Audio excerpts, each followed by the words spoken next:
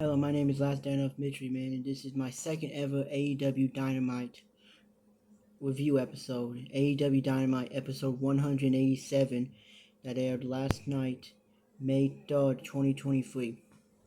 And getting into this episode, I thought it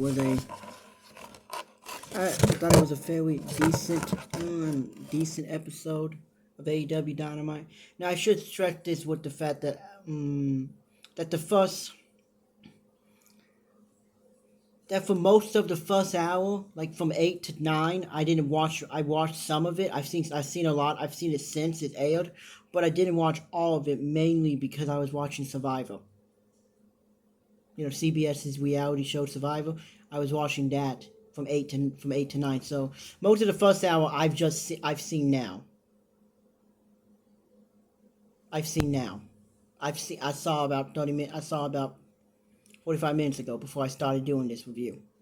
So that's why my opinions on the first hour may not seem as interesting or may not seem as much because I haven't seen everything that's happened, but I've seen most of it. So getting into this, it started off with a 8-man tag team match where Adam Cole, Roderick Strong, Owen Cassidy, and Bandito defeated the Jericho Appreciation Society. I'm sorry. Wait. Is that one? Yeah. Adam Cole, Roderick Strong, the AEW International Champion Owen Cassidy, and Bandito defeated the Jericho Appreciation Society. Daniel Garcia, Jake Hager, Daniel Garcia, Jake Hager, Cool Hand Ange, Angelo Parker, and Daddy Magic Matt Bernard. And while getting into this match, I saw this match.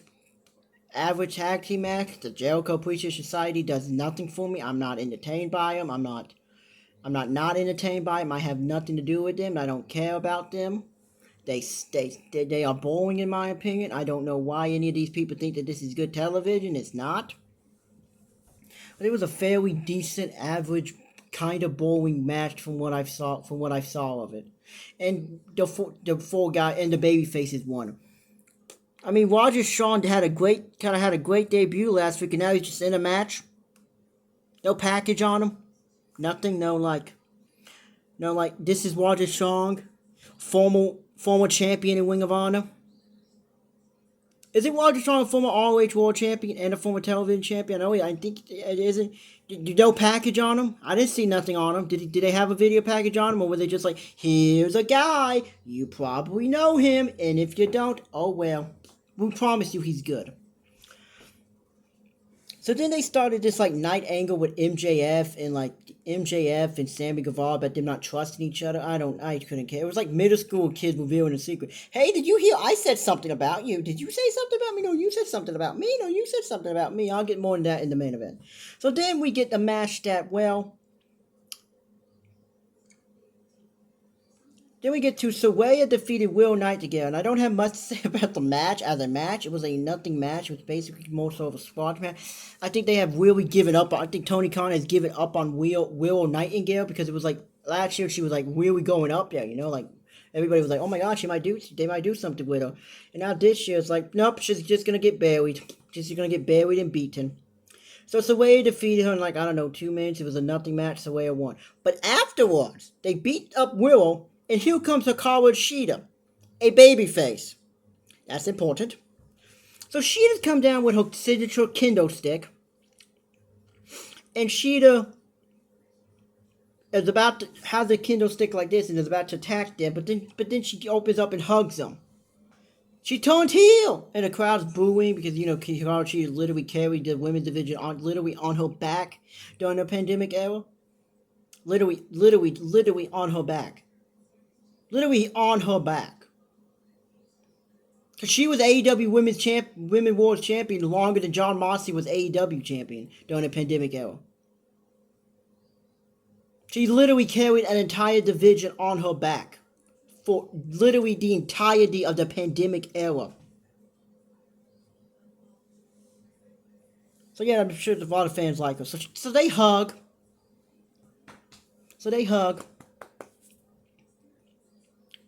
I'm like, this is stupid. Why are you're turning here now? That makes no sense, but okay, maybe something's gonna happen. Granted, I saw this at like 6:30 in the morning, so I was so no. Granted, I saw this at like 4:30 in the morning, so granted, I wasn't fully up yet. Cause I just gotten up. Cause I just gotten up. Cause I just gotten up because I had to do. Cause I just got up because I couldn't sleep. So I was like, okay, let me go check out Let me go check Dynamite. And it was the first thing I saw like 4:30 in the morning before I went back to bed. So I may not have the most sound opinion on it, but I just thought it was stupid that she turned heel, hugged him, and then she was about to attack Will Nightingale with the spray paint. And then here comes Jamie Hayter and Britt Baker. And oh, by the way, she's not turning heel. She's still a babyface. This was the fastest face to heel to face turn ever. She was literally a heel for like 30 seconds. What was the point of this, Tony? Why couldn't you just have her come down and just attack everybody with the kendo sticks at first? Oh, I don't know. Just had all three of them attack them with the kendo sticks. I don't know.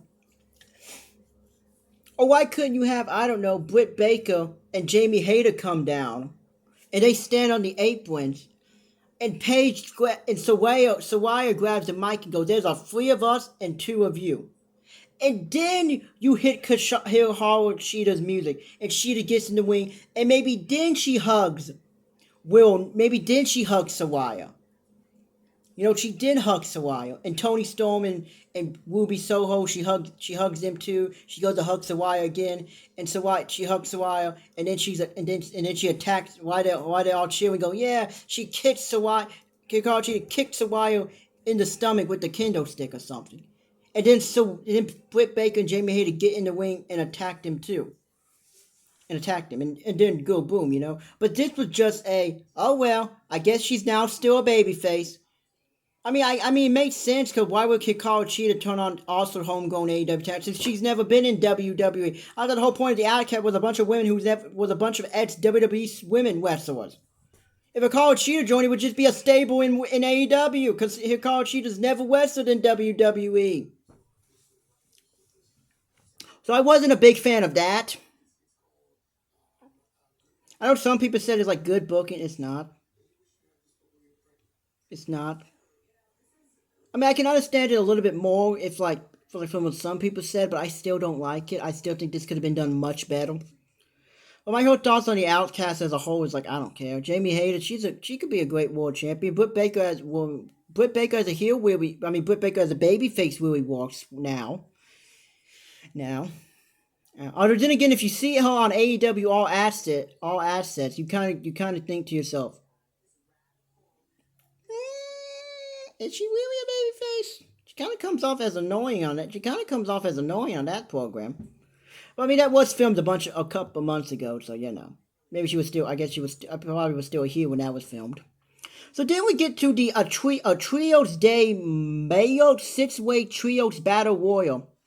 The winners was the Acclaim, Matt Caster, Anthony Bowens, and Billy Gunn. Because I'm pretty sure Billy Gunn is in the Acclaimed. And it's not the Acclaimed and Billy Gunn. It's the Acclaimed, Matt Caster, Anthony Bowens, and Daddy Ass Billy Gunn. The whole scissoring thing. I really love the Acclaim. Honestly, I'm so happy I can finally talk about these two guys. I really love the Acclaim and the whole gimmick of scissor me, Daddy Ass. It's so over. It is so over that I know people who don't watch wrestling, but they know who the Acclaimed are. Simply just because they have friends. Simply just because they have friends like me, or they have people at their jobs, or people at their jobs, or people they live with who do watch wrestling, and they tell them about it. Like it's that over. So that's pretty cool, I guess. And this match was nothing. It was a battle royal. Stuff happened. I guess I could talk about the other people in the match. Pentagon, Way Phoenix, and El Hijo de Viking. They did some stuff. What else? QTV, dumb name. QT Macho, Powerhouse Hobbs, Aaron Solo. Don't really know. Don't really care. Aaron Solo is boring. Powerhouse Hobbs was TNT champion like a month ago, and now he's not, and he's now in this job of stable. QT Marshall has always sucked. The Dark Order is nothing at this point. There's just the Dark Order, a bunch of jobbers. The Varsity Blondes suck. Not trying to be mean or hateful. I'm just saying. I'm just telling you what I honestly thought. On Wardlow, next match, Wardlow defeats a guy named Logan. No last name, no middle name, no first name, just Logan. Wardlow defeats Logan. It was a squash match. Wardlow's still TNT champion, which I honestly did not know. And he has Arn Anderson with him now, but he's kind of acting like a heel. Like, Luchasaurus, come on down here, let me fight you. Luchasaurus comes with his new match and stuff because he got sued for the other match with Christian Cage. I don't know. I cannot take Luchasaurus serious. I get that his whole gimmick is that he's supposed to be a big man who can do all these flips and stuff, but it doesn't really work it when you're doing like every single match for like the past 3 years. It doesn't work anymore. Just kind of stupid now. What else? Wardlow won in a squash match, then something happened backstage. But here we get to Ricky Starks versus Juice Robinson. I'm sorry, Absolute Ricky Starks versus Bullet Club Gold Juice Robinson. You know, Bullet Club 2 Sweet, yeah, that's still a thing. Is Bullet Club still popular? Because I'm pretty sure their new leader in Japan is David Finlay. Fitz Finlay's son? Really? That's who you're going with as your new leader? Not El Phantasmo, not Kenta, not Tama Tonga. Who else? Not Chase Owens, Yujiro Takahashi, Evil, Sonata. Why didn't Bullet Club get Sonata instead of just 5 guys? I mean, I know I don't really want to get into talking about New Japan, but honestly, I would just like to say this. If Sonata was going to turn heel in New Japan, and you need a new, fresh start for Bullet Club, I'm just saying, why couldn't you have done this, Gato? Why couldn't you have had Sonata become the new leader of Bullet Club? I think that would have worked out better. I'm just saying. Sonata leaving LIJ to join literally one of LIJ's biggest rivals. I think that would work. I think Sonata would have made a much more sense since he, won the IWGP World Heavyweight Championship anyways, Could have been a whole new era for Bullet Club, and it would have been technically the first full-time Japanese leader, because technically speaking, Evil was just a temporary leader. But this match, Ricky Starks won. Jay White came out for Bullet Club Gold. They did some stuff. I think the new thing is like what? Like they put the arms up like this or something. I don't want to do it. It might look bad, but I think the new thing is like they cross their arms or something, like an act. They do an act.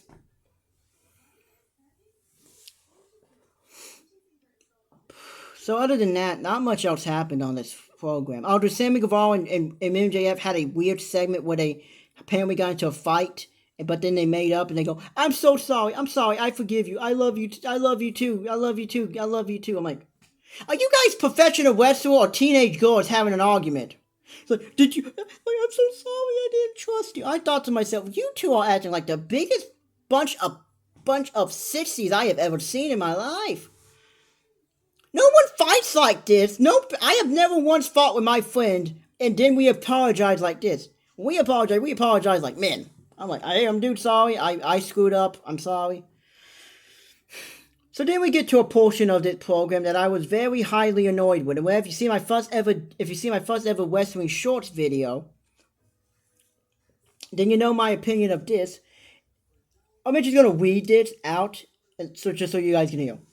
If Darby Allin and Jungle Boy Jack Perry win, they get added to the AEW World Title match at Double or Nothing, 4 Pillars Tag Team match. So what was the point of the tournament for the past 2 weeks, Tony Khan? If all this was going to end with these 2 men also getting in, why didn't you just announce this tag team match to begin with, Tony? And we could have had 2 to 3 weeks of each man not trusting each other. We could have had 2 to 3 weeks of each of these men having a tag team match. I don't know, maybe that would have worked out better. I don't know, maybe that seems like a much better plan to me. That's what I would have done.